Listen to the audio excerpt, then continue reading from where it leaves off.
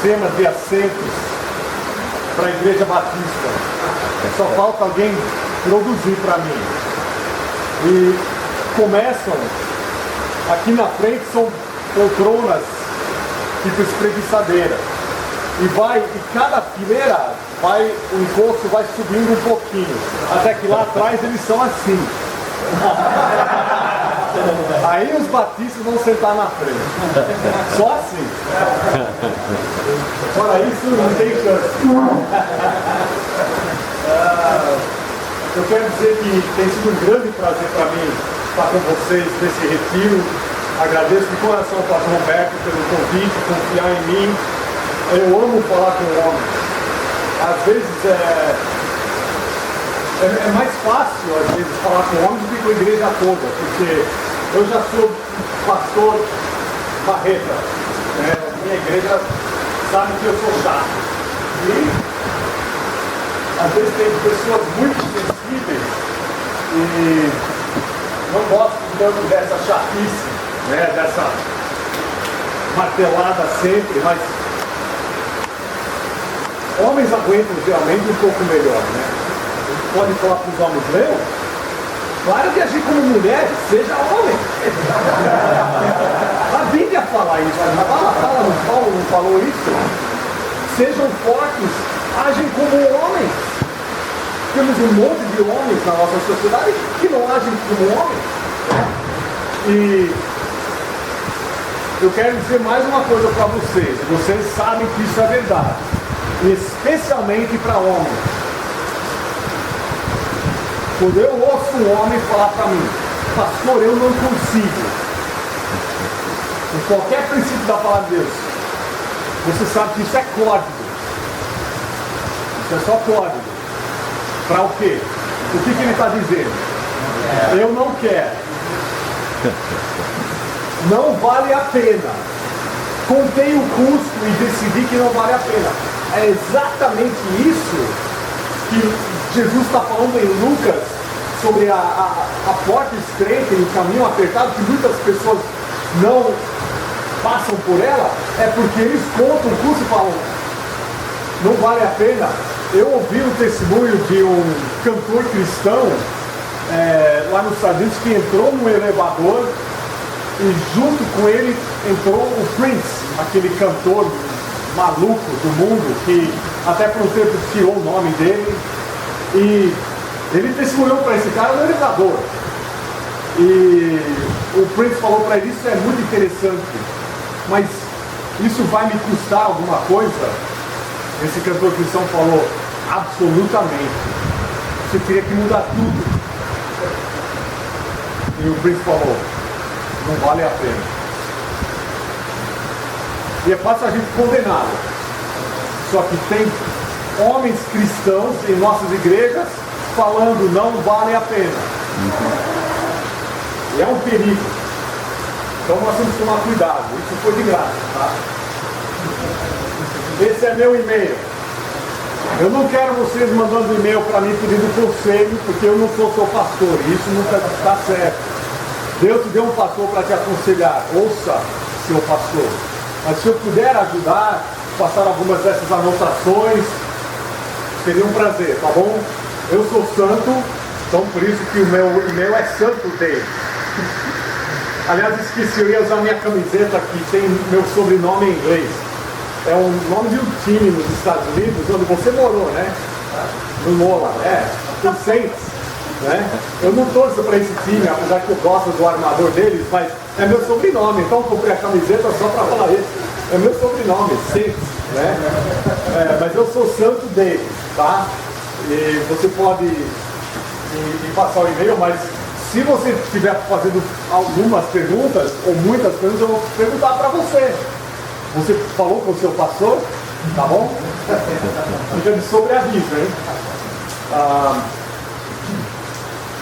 Mas se Deus ainda não ficou, e desculpe solteiros, porque essa parte ainda não faz sentido para vocês, mas para vocês que são casados, se Deus ainda não te colocou numa situação com sua esposa, onde você teve que finalmente reconhecer que nem você está no controle de tudo, e você e sua esposa estão precisando da intervenção dele no seu casamento, e talvez você na sua vida, você vai passar por isso algum dia. E se você não entregar isso para ele, você vai se destruir e pode destruir o seu casamento. Nós começamos há pouco tempo, na nossa reunião mensal de casais, de cada casal preparar uma devocional para o próximo mês. E foi engraçado porque o casal se prontificou e eu falei para eles nesse sábado à noite, foi agora, em outubro. Foi no segundo sábado de outubro, que eles falaram, nós vamos fazer em novembro, pastor. Eu falei, beleza. Aí minha próxima frase foi, cuidado, que o inimigo acabou de pintar um alvo nas suas costas. Ele quer atrapalhar tudo se vocês vão querer dar esse estudo em novembro. Eles falaram, beleza, pastor. Eu falei para eles, orem por eles. Terça-feira é nossa noite da família. Em vez de quarta, é terça. A gente janta juntos e temos tempo de oração e separamos homens, mulheres e crianças para estudos. E o Guga compartilhou com o nosso grupo de homens, que é o nosso clube de bolinha. O que é dito lá dentro, fica lá dentro. Então ele falou, as coisas estão péssimas em casa, ore por nós. Terça-feira à noite. Isso, 3 dias depois de sábado, quando eu falei. Quarta-feira de manhã, a esposa dele me manda um WhatsApp falando, estou saindo de casa, não aguento mais. Eu e a Janice fomos lá, conversamos com eles, oramos. E é como a maioria dos casais na nossa igreja. Tudo foi acontecendo ao contrário, né?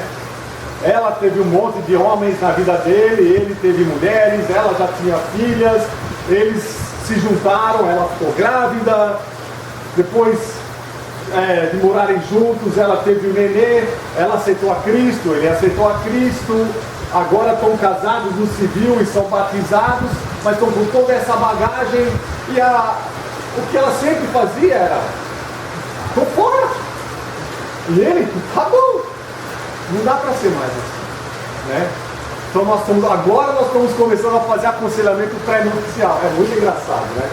Mas acho que 10 dos 14 ou 15 casais da nossa igreja fizeram a vida assim, tudo de trás para frente. É o nosso mundo quebrado. E a coisa linda é que Deus faz um milagre, se eles permitirem. Então nós estamos aconselhando eles, que tem um casal novo na nossa igreja, aceitaram a Cristo, estavam morando juntos, aceitaram a Cristo e se casaram faz um mês. Eu nunca tinha feito um casamento desses. A mãe dele alugou um salão, ninguém é crente pela família, só os dois. A gente queria que fosse na igreja, mas eles não queriam ofender a mãe dele, então fizeram nesse salão. E era um salão que é usado para apresentações e tudo. Então tinha um palco aqui atrás e tinha várias mesas com cadeiras e eles entraram num dos lados e deixaram tudo montado assim. Tinha até gente sentada atrás de mim, foi como fazer um casamento num bar. Porque o pessoal era tão barulhento, ficava aquele silêncio, não tinha microfone, mas todos eles ouviram o Evangelho. E esse casal, né, fizeram isso na frente de todos os seus amigos e parentes não salvos, para declararem que são crentes. E o Guga e a Kelly, nós estamos aconselhando eles, 3 dias depois eles estão fazendo a mesma coisa com Ed e Nathalie, que acabaram de se casar, passando o que nós passamos para eles, para esse novo casal. E faz um mês então que nós estamos os aconselhando. Eles fizeram um estudo sábado passado na nossa igreja. E foi dia 14, hoje é dia 21. E então falamos, quem vai ser o casal para o próximo mês? Renato e Viviane, nós. Eu falei, não esquece o que eu falei para Guga e Kelly. Eles já tinham falado para todo mundo que explodiu o casamento deles. Guga falou, olha, tome cuidado. Domingo de manhã, depois de já lembrar no sábado, domingo de manhã, o Renato estava trabalhando, eu anunciei para a igreja toda, olha, por favor, olhem para o Renato e Viviane, porque eles vão dar um estudo em dezembro e o inimigo vai atacar com certeza.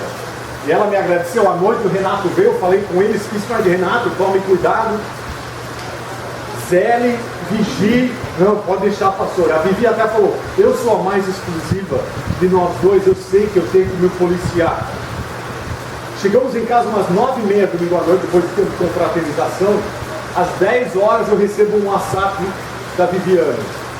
O Renato está indo embora. Eu falei, isso é brincadeira? Você que estava zoando comigo. Não, pastor, não é brincadeira. A gente teve um arranca-rabo aqui. Eu liguei, eu falei, ele ainda está aí? Tá, pastor. Deixa eu falar com ele. Renato, você vai embora mesmo? Você me espera, Renato. Tá bom, espero, pastor. Mas ele reclamando dela, ela reclamando dele, saímos lá às 11h30 domingo à noite. Parece incrível. E os dois teimosos, depois envergonhados e quebrantados. E nós vamos começar a fazer aconselhamento com eles. A semana que vem.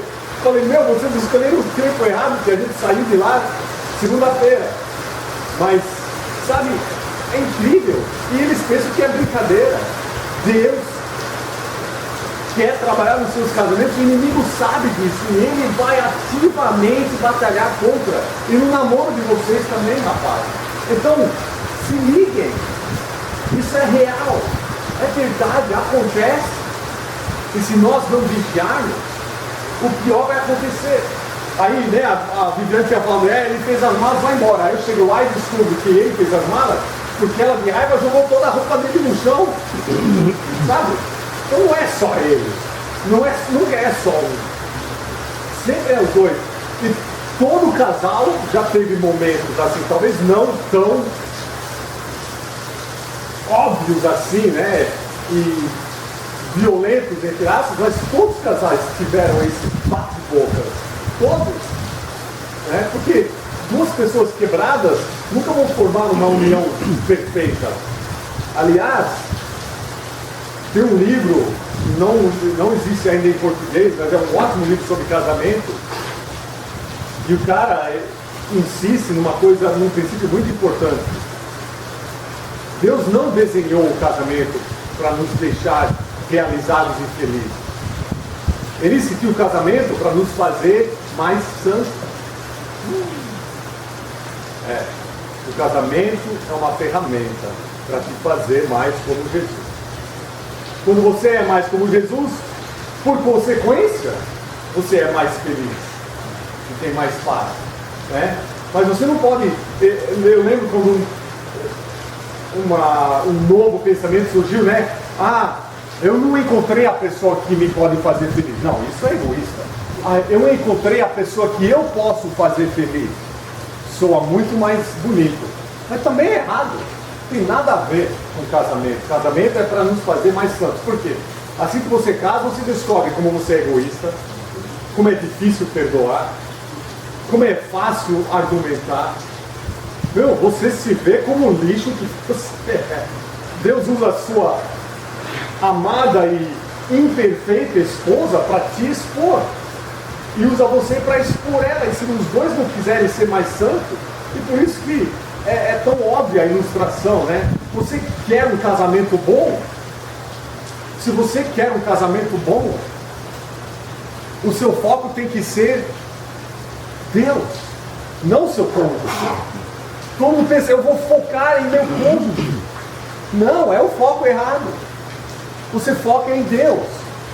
Eu vou focar nos meus filhos? Não. Foque em Deus. É aquela ilustração tão simples. Eu falo para o casal, um aqui e um aqui. Eu falo, imagine que eu sou Deus. Eu quero que cada um se aproxime de mim sem se aproximar um do outro. E eles ficam lá, um olha para o outro, eles olham para mim. Eles tomam um passo e falam, é impossível, pastor. Exatamente. Se os dois estão focados em Deus e se aproximarem mais de Deus, automaticamente estão mais próximos um do outro. Por consequência, se eu focar na minha esposa, eu posso até talvez me aproximar dela, mas Deus pode ficar longe, não adianta nada. O casamento cristão tem que ter Deus no enfoque. Então, para começar, eu quero só passar umas dicas para vocês. Coisas que eu espero que vão te ajudar a evitar algumas crises, algumas dores de cabeça e também a ter salvaguardas contra as forças destrutivas do casamento. O orgulho, o egoísmo vão só atrapalhar, especialmente você de ser o líder. Você tem que ser quebrantado e seguir, como eu já falei, é muito importante. Mas tem muitas coisas que podem ser feitas para nos ajudar. Primeiro, obviamente, passe tempo com Deus todo dia, já falamos sobre isso. Esse tempo tem que ser pessoal, onde você está prestando atenção à voz de Deus falando a você. Não pensando em algo que você vai passar para outros, nem para sua família. E até para pastores isso é um desafio. Pastores podem se justificar falando, eu passei um monte de tempo estudando, preparando minhas mensagens, mas isso é diferente do que deixar Deus falar com você. Você tem que ter um tempo separado de estudo para pregar, dar aula e estudo pessoal, onde Deus está falando a você, não falando para você o que Ele quer que você transmita para outro. É diferente, é importante entender isso. Outra coisa, dê ouvidos à sua esposa e ao seu pastor. Eu não posso afirmar que toda vez, mas muitas vezes, a Janice falou alguma coisa e ela não sabe. Eu falando sobre até sensibilidades. A Janice não entende nada de carro, nada. Ela quase nem coloca combustível no carro, ou pede para colocar, nada. Eu faço tudo, eu deveria fazer isso. Mas a gente está no carro e ela fala, tem um barulho estranho. Minha primeira reação é, ela não sabe nada de carro, que barulho estranho, nada. Daqui a pouco, a gente estava uma vez, estava 8 meses para a gente voltar para a prestação de contas, estávamos com Fiat Tipo, velhinho, e gastando um pouco de dinheiro com coisas, ela falou, a gente devia vender esse carro. Eu falei, só mais 8 meses. Mas estou me enfiando dinheiro à toa nesse carro. Só mais 8 meses.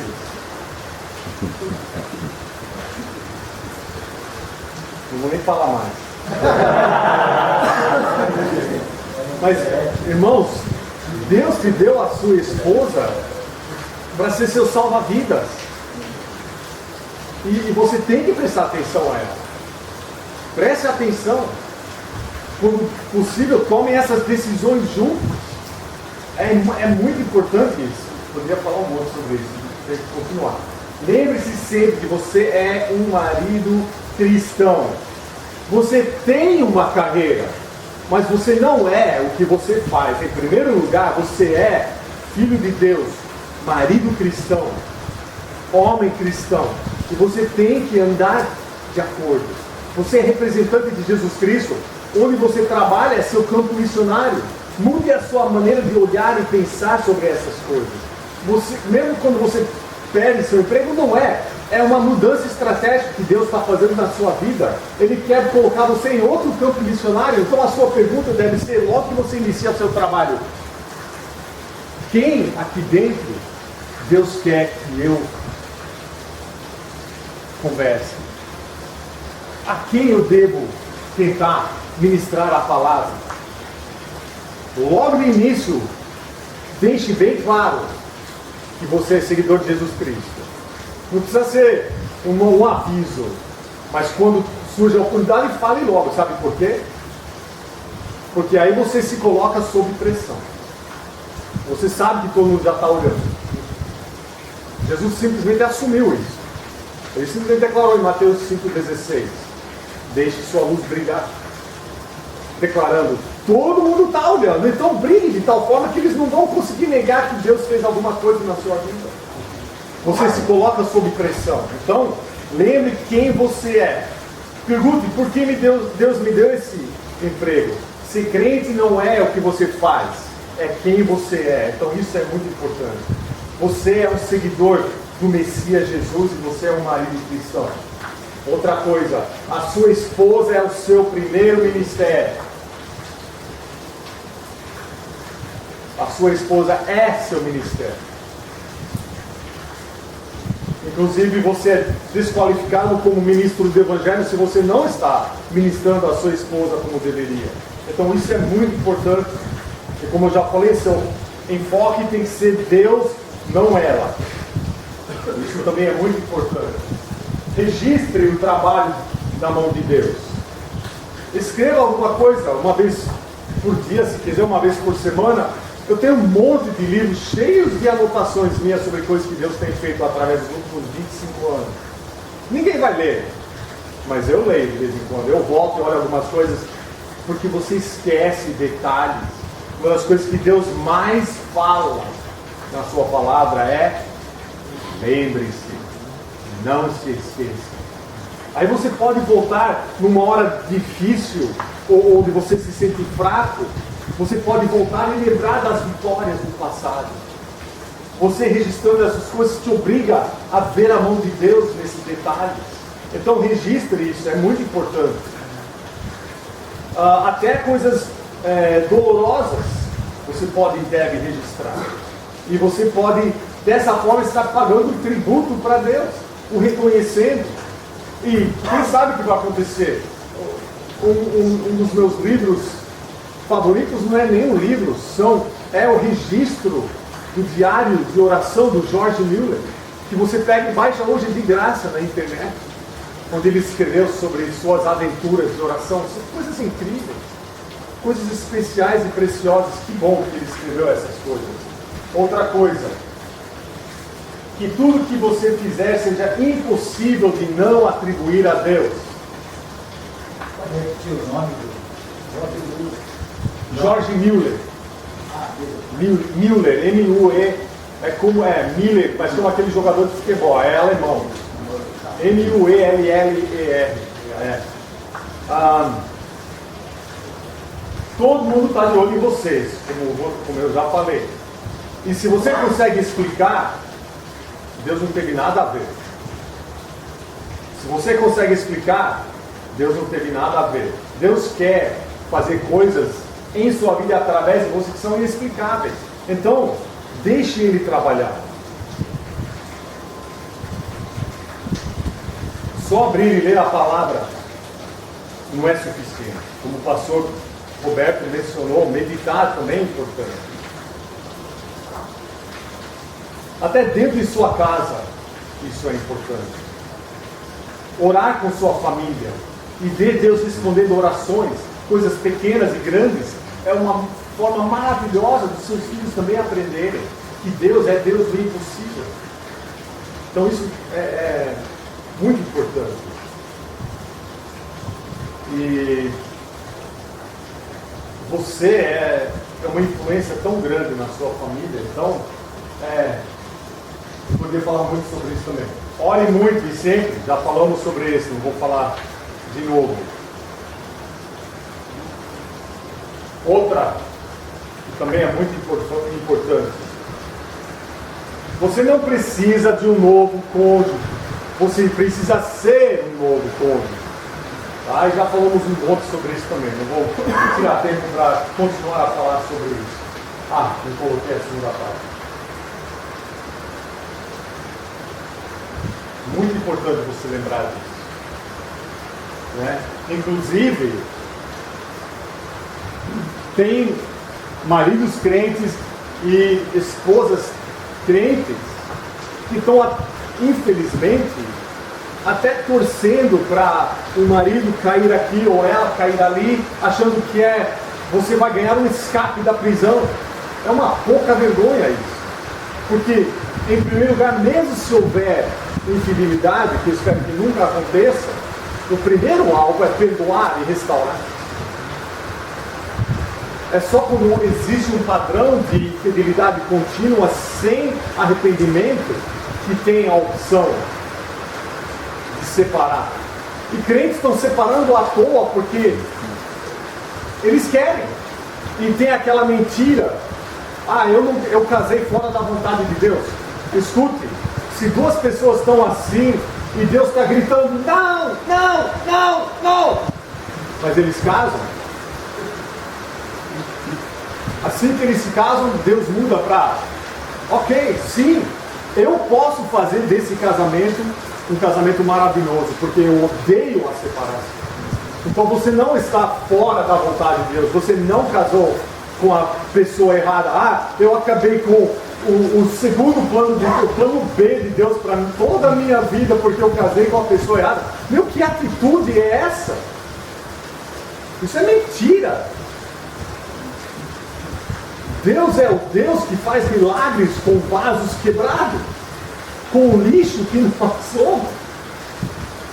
Então deixe Ele ser Deus, em vez de já começar derrotado e se enganando, falando, ah, sempre vai ser uma porcaria porque eu fiz a escolha errada. Deus é pequenininho se isso for verdade. Então, muito importante isso. Já mencionei essa próxima também, e nós temos que lembrar, sem um teste, não existe um testemunho. Então, em vez de reclamar dos testes, agradeça a Deus por essas provações. E lembrem que eles fazem parte de você. Aliás, Deus é tão incrível que Ele usa todas as suas experiências positivas e até negativas para formar quem você é hoje e ajudar os outros. Isso não significa, então, que o pecado abunde na minha vida. Isso é estupidez. Mas Deus é capaz de transformar essas coisas. Então abrace e compartilhe, sem detalhes sórdidos, mas compartilhe para Deus poder usar. Esconder nunca vai adiantar nada para ninguém. E os detalhes sórdidos dos nossos heróis da fé estão na Bíblia, para nossa utilidade, né? Então isso também é muito importante. Outra coisa, procure achar 2 ou 3 amigos verdadeiros para serem parceiros de cobrança seus. Homens que não vão ter medo de olhar você nos seus olhos e perguntar, você acaba de mentir para mim? Você olhou uma coisa essa semana que não deveria ter olhado? Esse tipo de coisa. Seja o tipo de amigo também, que não tem medo de confrontar. Mesmo sabendo que você vai perder a amizade por um tempo, ou levar um murro na cara. Isso é amigo de verdade. Hoje em dia tem um monte de homem, eu não quero me meter, eu não quero ofender ninguém. Isso é a filosofia do mundo. O mundo pós-moderno é o que diz, eu tenho o direito de não ser ofendido. De onde que surgiu isso? E todo mundo quer falar para você, você acaba de me ofender. E é gozado, serve para todo mundo, mesmo para os crentes. Né? O crente não pode ter o direito de não ser ofendido. E nós somos os que ofendemos todo mundo, não é? Você vê? Quem está por trás dessa filosofia, eu tenho o direito de não ser ofendido, é o diabo. Então temos que saber disso e tomar cuidado com isso. Outra coisa, e eu mencionei isso também, tempos desafiadores virão, mas se você chama de desafio, ou tragédia, ou tribulação, Jesus usou essas palavras também, mas não fazem parte do vocabulário de Deus, são só para nós entendermos e descrevermos certos acontecimentos, mas para Deus todos esses são apenas oportunidades, para Ele se mostrar de uma forma nova a nós. Para nós podermos experimentar Deus de uma forma nova e diferente. Então lembre-se disso. Para Deus isso é oportunidade. São para o nosso bem. Como oportunidades divinas para te aprimorar. Cantamos sobre isso também. Aliás, isso também é o recado do livro de Jó. É muito mais do que apenas paciência. Deus deixa bem claro no livro de Jó que Ele está mais interessado na nossa obediência e submissão do que com a nossa felicidade. Deus não nos colocou nesse mundo para sermos felizes. Como eu já falei, é para sermos mais santos. E a alegria genuína que vem de dentro para fora é consequência, é resultado de temermos a Deus, de obedecermos os seus mandamentos, de andarmos como Jesus andou. Então, é importante a gente ter a perspectiva correta. Outra, e vamos dadas com essa anterior. Procure viver por promessas. Quando surgir a próxima tempestade, vai surgir, em vez de olhar um para o outro e falar, e agora? Vocês podem perguntar, qual promessa que Deus tem para nos encorajar agora? E outra, e nós aprendemos isso também, especialmente passando por algumas coisas difíceis, como o tumor do meu filho e tal. Aquela pergunta, e se? É diabólica. Nunca fique pensando, mas e se isso acontecer? E se aquilo acontecer? Isso paralisa você, é isso que o inimigo quer. Paralisa você e deixa você ineficaz. Em vez disso o que Deus quer me ensinar através disso. Qual a promessa que Ele já me deu para prover o que eu preciso? Provisão é promessa, e às vezes promessa é provisão que Deus tem para você. Outra coisa muito importante, nunca permita que a amargura entre na sua vida. Resolva diferenças rapidamente. Afeta muitos. A causa é não conceder perdão. E Jesus, com uma história cumprida que Ele contou, deixou bem claro que você vai ser torturado até você perdoar. A pessoa contra a qual você está chateado ou brava, ela não sofre, quem sofre é você. E você tem que conceder perdão. Aliás, não tem escape. Jesus falou, se você foi ofendido, seja o iniciador. Se você ofendeu, seja o iniciador. Nunca, Jesus fala, espera o outro chegar para você. Nunca. Mas não é fácil. Não é fácil, mas não deixe a amargura entrar em sua vida. Outra, não se defenda. Deixe sua reputação na mão de Deus. Você nem tem direito a uma boa reputação. Jesus abriu mão até de sua reputação. Por toda a sua vida, até depois de iniciar o seu ministério, ele era considerado um filho bastardo, não era? Os fariseus não xingavam ele assim. Você é um filho ilegítimo. A gente sabe quem você é. Esse estigma nunca deixou Jesus Cristo. Ele tinha uma reputação horrível. Ele não estava nem aí com sua reputação. Ele estava aí em fazer a vontade do Pai. Ele declarou isso claramente várias vezes. Você nem tem direito a uma boa reputação. Outro exemplo clássico disso é José. Ele fez tudo certo. E a curto prazo, qual foi sua recompensa? Cana. Talvez ele até ficou frustrado quando isso acontece. Ele está na cadeia lá por fazer o que é certo e Deus fala, estou com você. Está comigo? Então faça alguma coisa.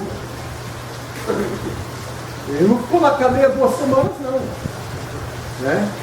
Então, até sua reputação é uma bênção. Deus pode tirar você, se Ele achar que é melhor para a glória dEle, você perder a sua reputação por razões erradas. Então, isso também é muito importante. E tome cuidado, especialmente nós homens temos um orgulho nato, né? Não aceite muitos elogios e reconhecimento. Tome cuidado com essas coisas. É muito fácil nossa cabeça inchar e a gente começar a achar, fui eu. O homem ama tentar andar independente de Deus. Então você tem que se lembrar constantemente que você é apenas um resultado da misericórdia de Deus. Né? E começa a embutir isso nos seus filhos também. Eu lembro de ouvir um pastor uma vez, o filho dele veio correndo para casa depois de um dia de EBF, Escola Bíblica de Férias, e falou, papai, eu aceitei a Cristo. Aí o pastor, o filho dele tinha uns 8 anos, o pastor falou, sério? É, papai. Você admitiu que você é um daqueles pecadores imundos e nojentos e sujos que merecem ir para o inferno? Não, pai, eu não sou assim. Não. Então você não aceitou a Cristo dele. Mas não é verdade? A gente esquece, a gente acha, especialmente nós que nascemos em lar de cristãos, eu sei como foi para mim. Não foi aquela transformação abrupta, né?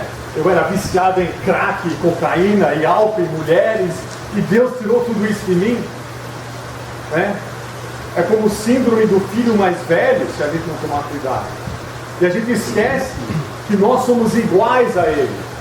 É tão fácil a gente elaborar uma lista de coisas que nem são problema para nós e falar, não sou disso não, né? Beber, fumar, dançar, blá blá blá. Usado na mesma lista tem espírito crítico, inveja, fofoca, sabe? Ninguém quer falar sobre essa lista. Gula, nem aí, né? Então, cuidado. Não aceite muitos elogios de reconhecimento. E uma outra área muito importante. Segure tudo que lhe pertence com sua mão aberta. Foram dois de uma vez, velho. Finge que você não viu o outro. Segure tudo que você tem com uma mão aberta. Deus ama a generosidade. Você tem que instituir princípios de generosidade na sua família. No Natal não tem nada errado com dar presentes um para o outro, mas talvez vocês poderiam dar um presente um pouco menor e falar, esse ano nós vamos juntar o nosso dinheiro e vamos dar um presente para alguém fora da nossa família. Em vez de só tocarem e receberem um do outro, deem um presente para outro. Generosidade é tão importante. Lembre-se disso. Deus não fica impressionado com a quantia que você dá. O que impressiona Deus é quanto sobra para você depois da sua oferta.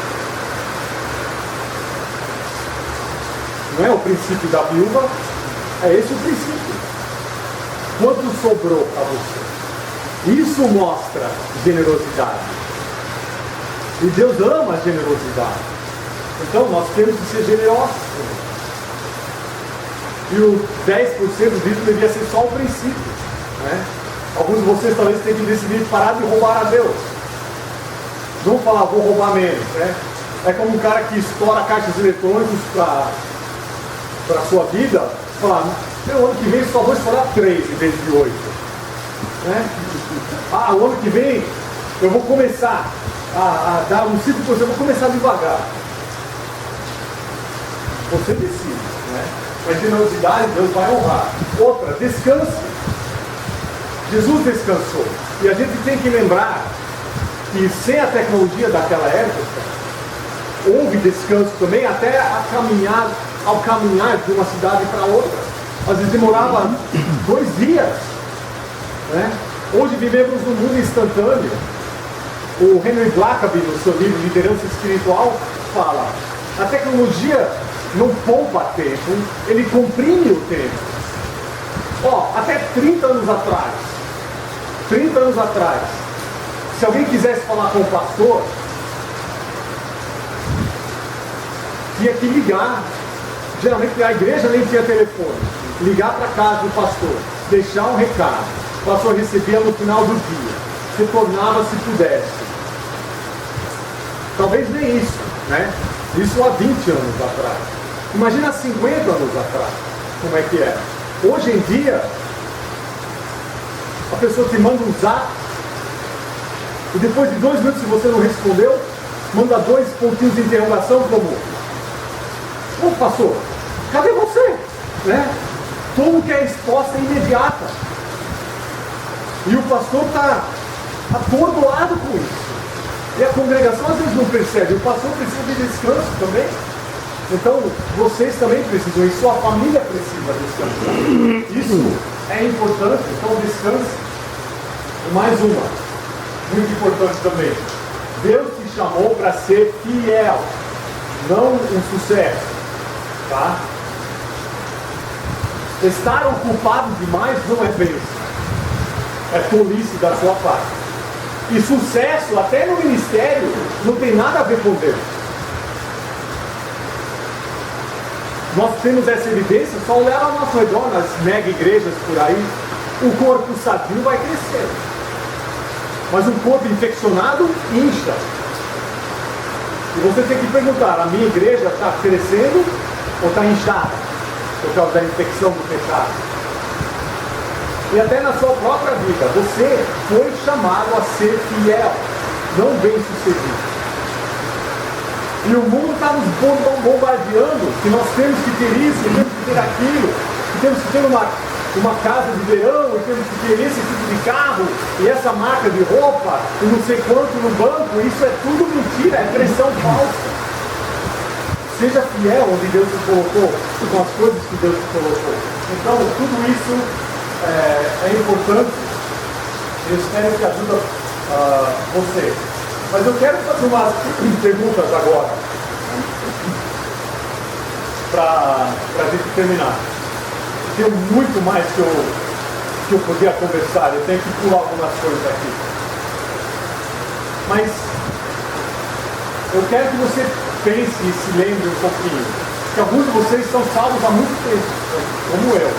E talvez alguns conseguem lembrar facilmente de uma época na sua vida onde Deus era real e tudo era novo e tão interessante. E você não entendia por que a igreja batista só tinha um culto no meio da semana. É pouco, pastor. Né? A gente queria ter reunião todo dia. E talvez hoje você tenha dificuldade até para chegar na reunião no meio da semana. Né? Estar com Deus era seu passatempo favorito. Agora tem cada irmão chato, né? As coisas vão mudando. Você talvez sempre tinha papel e caneta em mãos para fazer anotações da mensagem.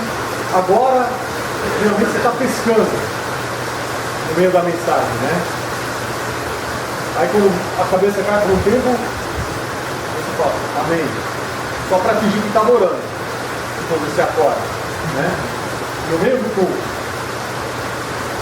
E o que aconteceu? Ficou mais maduro, né? Você não é mais um nenê espiritual, gozado. Como essas coisas sutilmente começam a atrapalhar. Mas eu quero que você pense umas coisas. Você lembra quando a falta do seu tempo a sós com Deus se perturbava profundamente? Quando a sua adoração não era maçante e rotineira? Quando você servia a Deus com imenso prazer? Quando o seu serviço era apenas para glorificar a Deus e não para ser aprovado por homens? Quando você nunca reclamava ou murmurava? Quando você não ficava ofendido facilmente, nem criticava aos outros? Quando você gostava de como a igreja funcionava, independente de ser do seu jeito, do humor? Quando era fácil para você amar aos outros sem impor suas condições para esse amor? Opa, desculpa.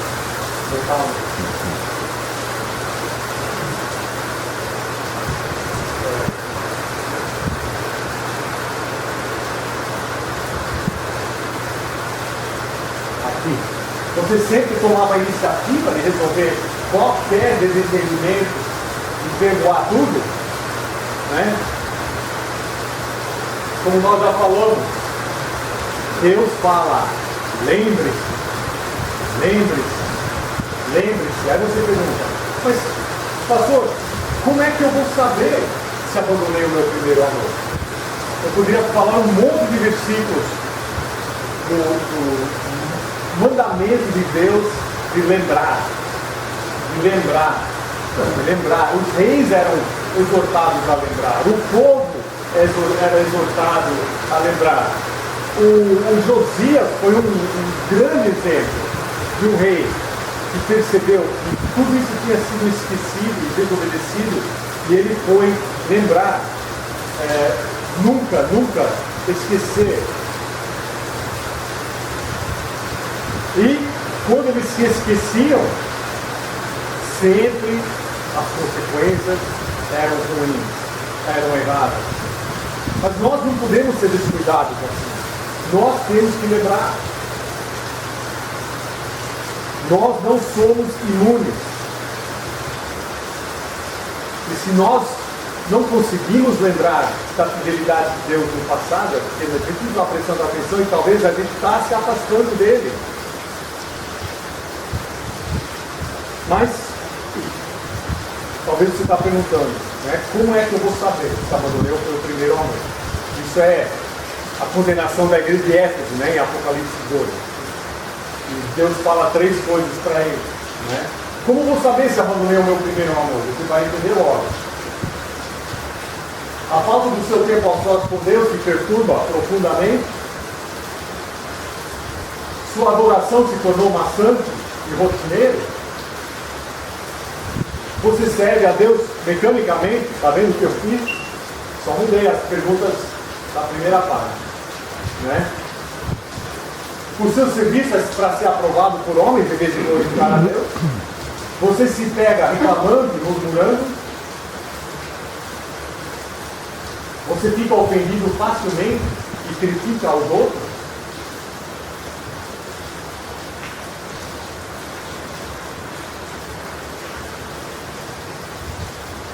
Você acha que a igreja deve funcionar do seu jeito, a seu gosto? É difícil para você amar aos outros sem impor suas condições para esse amor?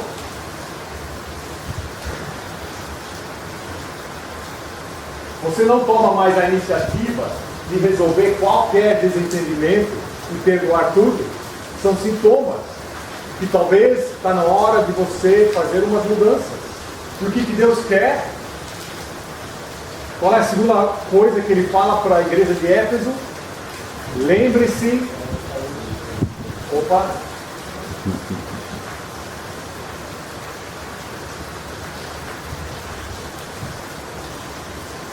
Arrependa-se.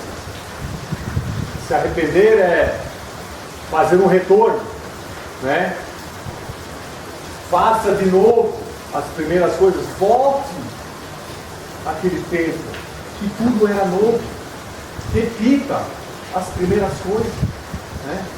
Faça essas coisas de novo, faça as primeiras coisas.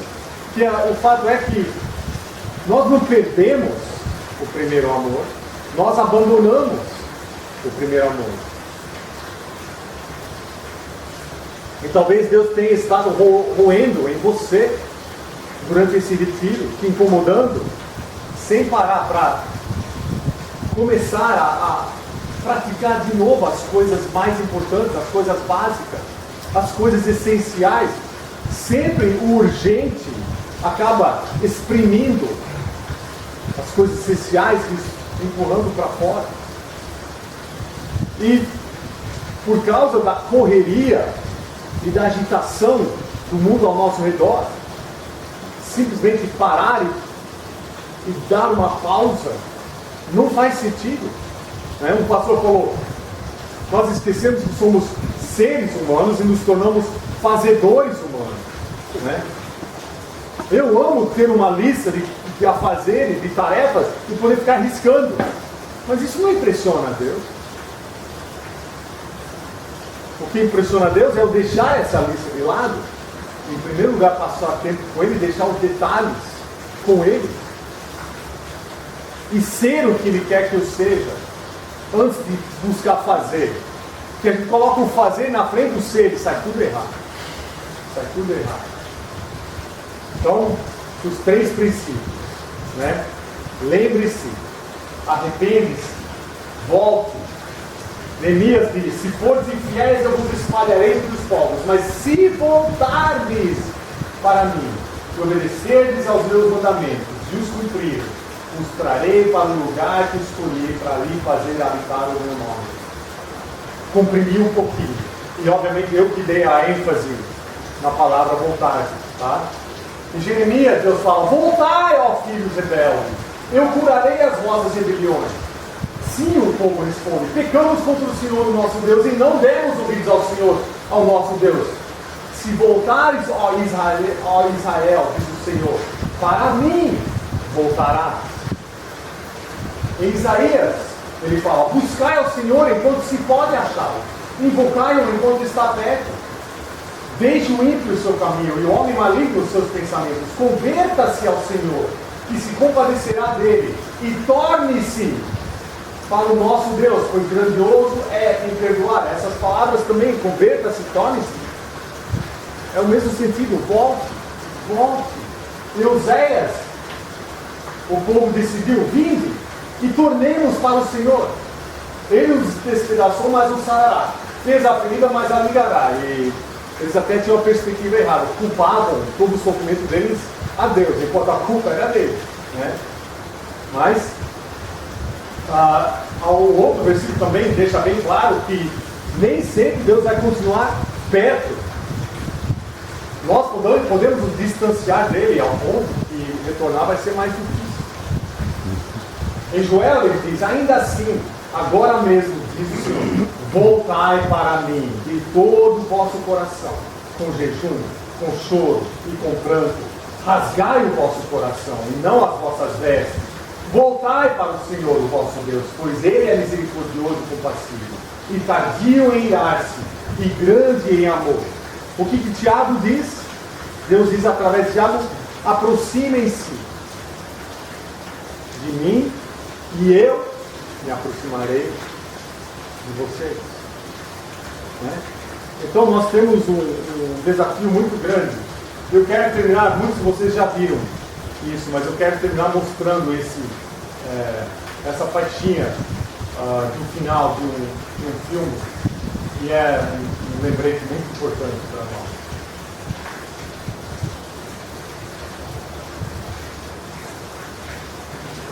Para os pais, serem professores, serem protetores, serem provedores. Eu li para vocês essa resolução que foi escrita e assinada por estes 4 homens diante de mim. Mas em vez de falar sobre esses homens, eu quero pedir para Adam Mitchell vir aqui falar conosco. Espera aí, alguma coisa está funcionando? Ah, está funcionando. Aqui tudo está.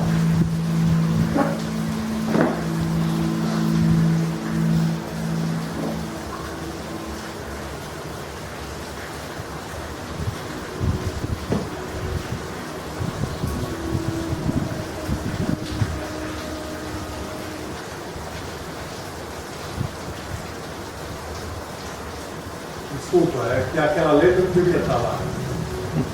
Nas últimas 6 semanas, eu preguei sobre o propósito de Deus para os pais serem professores, serem protetores, serem provedores. Eu li para vocês essa resolução que foi escrita e assinada por estes 4 homens diante de mim. Mas em vez de falar sobre esses homens, eu quero pedir para Adam Mitchell vir aqui falar conosco.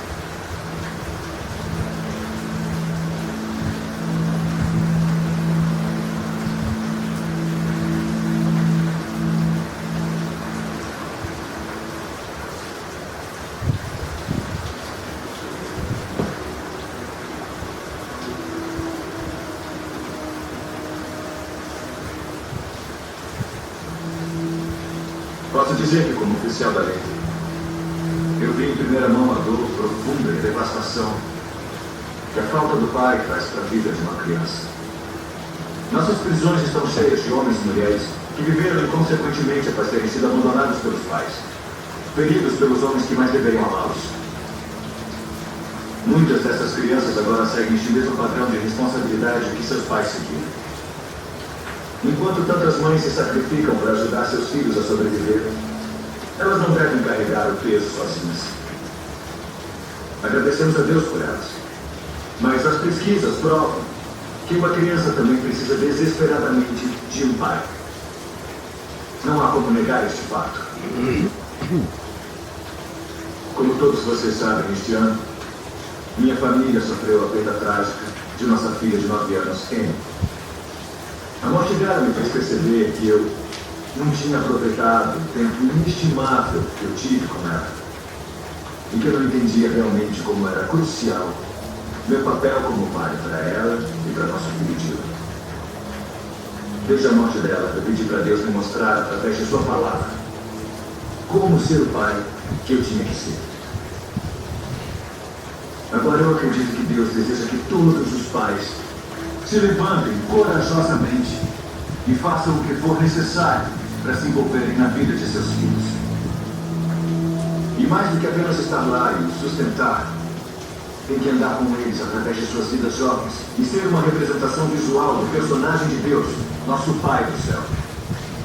O pai deve amar seus filhos e procurar ganhar seus corações. Ele deve protegê-los, discipliná-los e ensiná-los sobre Deus. Tem que ser o exemplo de como andar com integridade e tratar os outros com respeito. E deve convocar seus filhos para serem homens e mulheres responsáveis, para que vivam suas vidas pelo que é importante na integridade. Alguns homens vão ouvir isso e zombar, ou ignorar. Mas eu digo a vocês que, como pai, você é responsável perante Deus pela posição de influência que Ele deu a você. Você não pode dormir na direção só para acordar um dia e perceber que seu trabalho e seus hobbies não têm nenhum valor eterno, mas as almas dos seus filhos têm. Alguns homens vão ouvir e concordar com isso, mas não vão colocar em prática. Em vez disso, vão viver para si próprios e perder a oportunidade de deixar um legado divino para a próxima geração. Mas existem alguns homens que, apesar dos erros cometidos no passado, apesar do que os pais não fizeram por eles, irão dar força dos braços e o resto dos dias amando Deus por tudo que são e ensinando aos filhos a fazer o mesmo. E sempre, quando for possível, amar e ser mentor de outros que não tiveram paz em suas vidas, mas que precisam desesperadamente de ajuda e direção. Nós convidamos qualquer homem cujo coração esteja cheio de coragem a se unir a nós nesta resolução. Na minha casa, esta decisão já foi tomada. Não precisam perguntar quem vai guiar minha família, porque pela graça de Deus, eu vou. Não precisam perguntar quem vai ensinar meu filho a seguir Cristo, porque nós serviremos ao Senhor. Josué, versículo 24. E é um desafio para nós. Você é que vai determinar se sua casa realmente vai seguir ao Senhor. Pela graça de Deus, você pode liderar a sua família, você pode mudar o rumo de gerações do passado, porque você tem Jesus Cristo na sua vida. Para o seu rumo ser ainda mais próximo ao seu Salvador, junto com Ele, traçando o caminho apertado, fazendo as coisas difíceis, ajudando os seus irmãos, os seus outros soldados, né, quando eles começarem a tropeçar, e contando com a ajuda deles para ajudar você,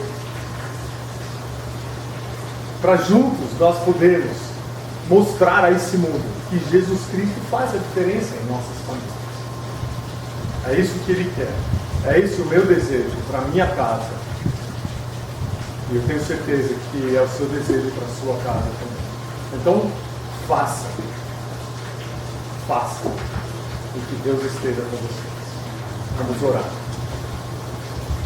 Obrigado, Pai. Porque podemos tomar coragem.